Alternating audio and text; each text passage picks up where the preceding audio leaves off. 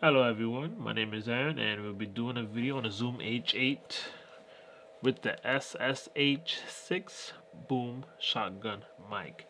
Before we get into this video, please like, comment, and subscribe if you are happy with the content I am producing. With that being said, let's move on. Now in this video I want to be discussing four things: portability, features, price, and actually who's this for. So for portability, this thing is very small. Let me just take off the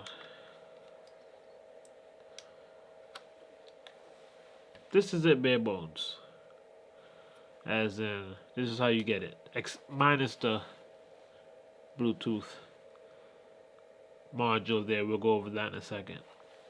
Portability, this is very small.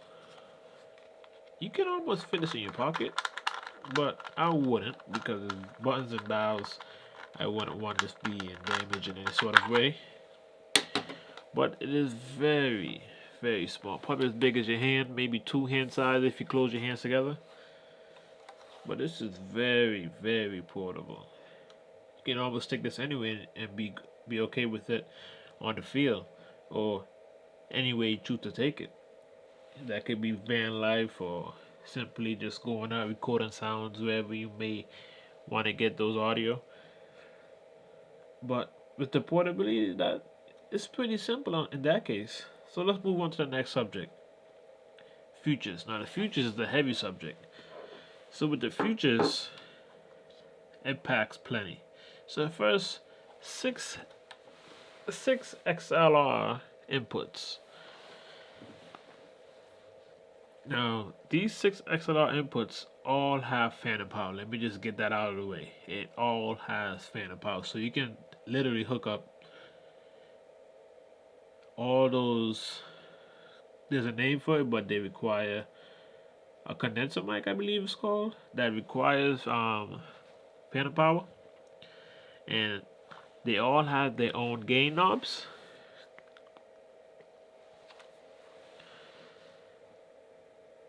And they all have features within each channel. So for example, each XLR input has their own settings that you can play with. So 1 through 6, but it's kind of numbered not 1 through 6, is more like 1, 2, 3, 4, and A and B. 6. And then actually plus this top section, which adds on what they call what Zoom calls a capsule, which actually makes it 7. So that's a huge plus. So the next thing is these capsules. Here I have a shotgun mic, shotgun boom mic, which is a stereo mic actually. So it does left, right, and center. But I just mainly use it for center, for that actual boom that I want that audio directed exactly at my mouth if I want to boom it down. So features are very heavy on here. Now these capsules, I only have 2. It actually comes with this. I've yet to try it, but the fact that they supply it and it has an XY stereo mic input on the side here. I'm not sure if the camera could zoom into that really good or not, but you can literally hook up your 3.5, like a Video Mic Pro Plus, into here and record it into here, which is very huge. Now the third big feature, which a lot of people don't think about, is this back 3.5 3/4 thread. That means you can literally thread it onto your boom mic or whatever you have, and actually use it as a boom. You know, like, I don't know if it's a frame or not, but like a boom mic, which I want to use it for.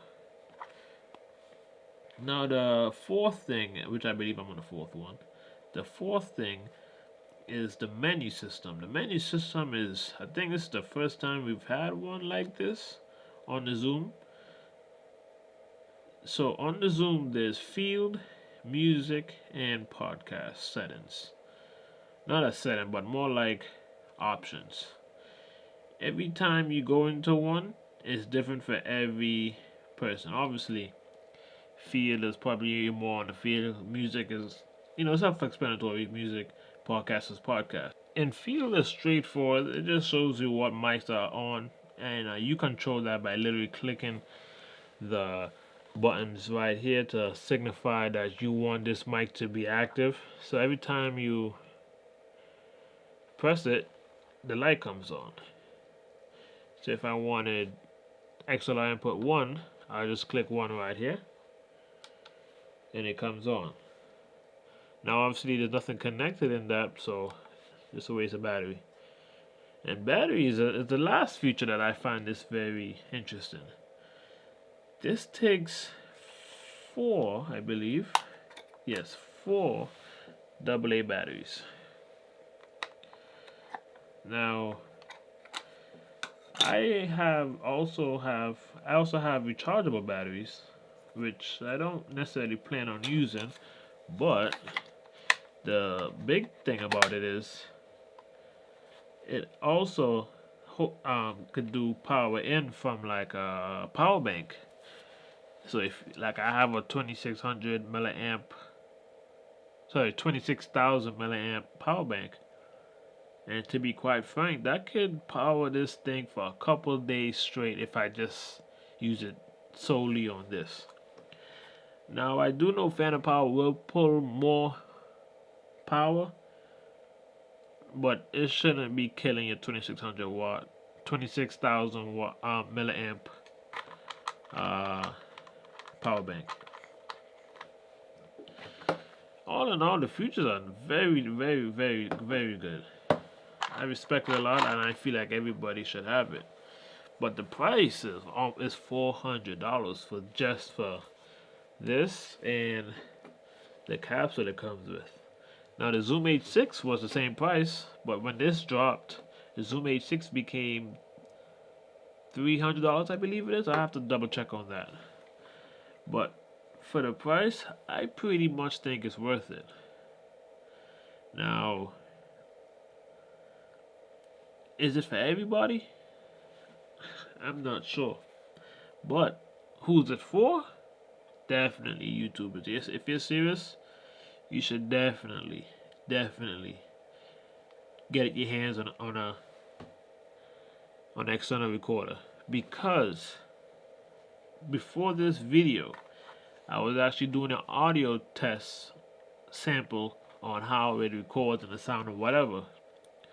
Now my camera actually has a 3.5 hooked up to Video Mic Pro Plus, so that directly feeds into the camera. When I click record, this just automatically comes on, which I like. And you have this thing, so you can actually, like what I'm going to do in the future, which I did in the past as well, I'll have that going and I'll have this going just in case something happens to this or something happens to this. Because if your audio's gone, your whole video's gone. There's no coming back from it. You can probably use some of it as, like B-roll or whatever, but once your audio gone, everything is gone. And I actually made the biggest mistake yesterday. Was it yesterday? Yeah, yesterday. Because I was supposed to drop a video yesterday. What happened was, I forgot to click record on this. So yeah, you're handy with a recorder, but you have to remember to click that big record button right here. Now, the last thing I forgot to mention was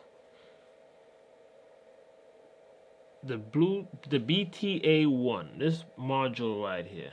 This module, Bluetooth module, allows Bluetooth access to the Zoom H8, meaning I can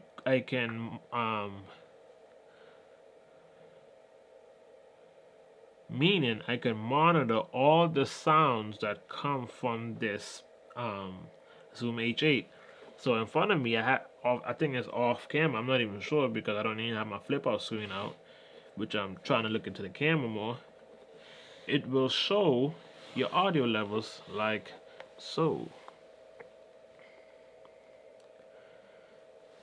Now this is going to be very good for me because if I have this thing mounted up here,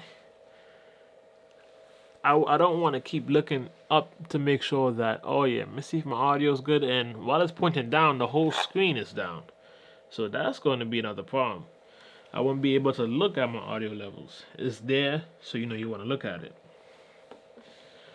You can also press the record button from the Bluetooth app, which is only available on iOS devices only, which could be a turn off for most, but luckily I have iOS, so I took advantage of it. So that Bluetooth BTA1 module actually goes for $30.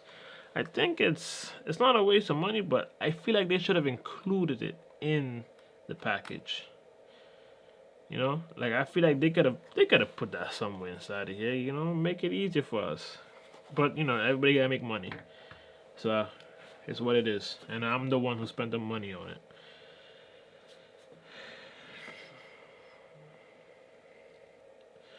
The one turnoff that I don't like about this is you do not have access to anything else other than this specific screen on the Bluetooth module. So let's say you're in podcast mode. In podcast mode, you literally have 4 music tabs that you can click. You know, like hot tabs where you press a button and a pre-recorded sound plays. You know, if you have somebody joining in, you can play like a specific track to like amp it up, or some claps, you know, something like that. But nope, I'm in podcast mode right now. This is what it looks like. This is what it should look like. And this is what the Bluetooth app shows me. It only shows me that I'm in podcast mode, but it does not show the hot tabs that I have. That might be a turn off, but I feel like it could be changed with updates. Like, they should be able to update this in the future within the app. Have the app have more control over the device. Now, audio from this thing, it's pretty good. It's pretty good. Now, the audio from an external recorder should and always be better than the audio from your camera, from the preamps of your camera. So me plugging in my 3.5 Rode VideoMic Pro Plus on my camera should not be better than this, because these amps are a lot higher, and obviously it's an external recorder. This is built solely for audio. So what I'm going to do is take off this audio. So with that clap, I just synced my audio with the camera's audio, so it should be easy in post. I do have the mic in front of me. This is Zoom H8 with the SSH-8 boom mic. This is how it sounds with no sound in the room. Now there is actual sound in the room. There's actually this light that I have, and it's making noise because it's a photographer light. So let's see if it picks that up.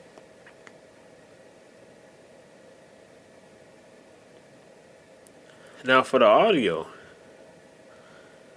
it should be clean. I don't have any of the settings.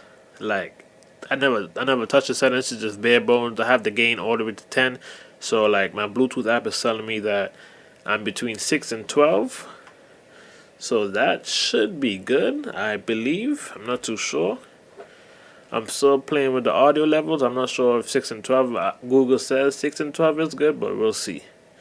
So those are the audio levels from this. Notice that I'm peaking kind of above 6.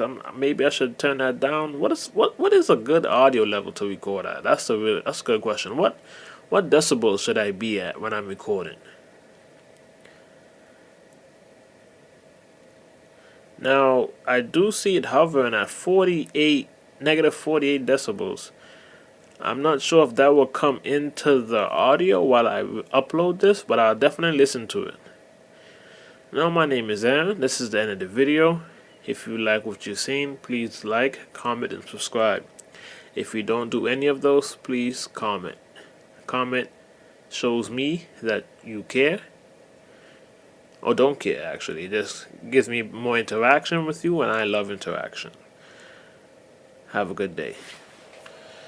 So in this part of the video, I actually have the Zoom H8 mounted on my Amazon boom mic. And this is how the audio would sound without it being on the table.